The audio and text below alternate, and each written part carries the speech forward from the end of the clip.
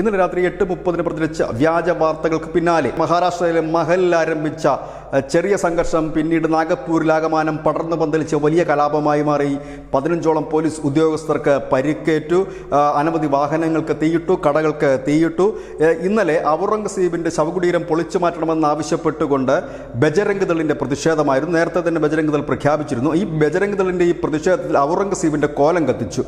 ഇതിനെ തുടർന്ന് തങ്ങളുടെ വിശുദ്ധ പുസ്തകം കത്തിച്ചു എന്ന് പറഞ്ഞുകൊണ്ട് ഒരു മതവിഭാഗത്തിൻ്റെ, അതായത് മുസ്ലിം മതവിഭാഗത്തിൻ്റെ അനവധി ഈ വാട്സപ്പ് ഗ്രൂപ്പുകളിൽ സന്ദേശങ്ങൾ എത്തുകയായിരുന്നു. വിശുദ്ധ ഗ്രന്ഥം കത്തിച്ചു എന്ന രീതിയിലായിരുന്നു പ്രചരണം.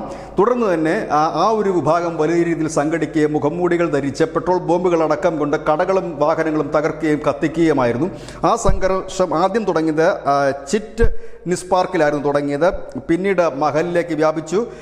പിന്നീട് കോട്ട്വാലി മഹലിൻ്റെ മറ്റു പ്രദേശങ്ങളിലേക്ക് വ്യാപിച്ചു. അപ്പോഴേക്കും അടുത്ത സന്ദേശം മറുവിഭാഗത്തിന് ലഭിച്ചു.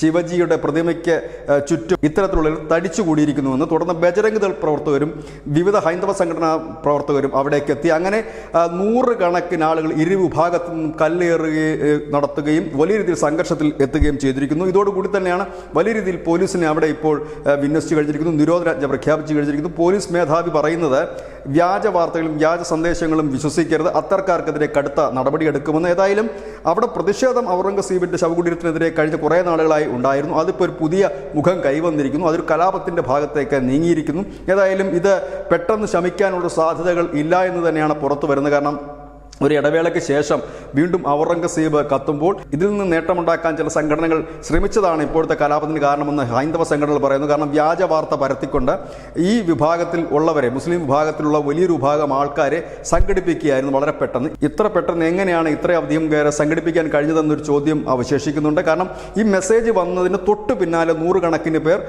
ഈ വടികളും ഒപ്പം തന്നെ പെട്രോൾ ബോംബുകളും മറ്റുമായി കളത്തിൽ ഇറങ്ങുകയായിരുന്നു. ഇതെങ്ങനെ സംഭവിച്ചു എന്നുള്ളൊരു അന്വേഷണം നടക്കുന്നു.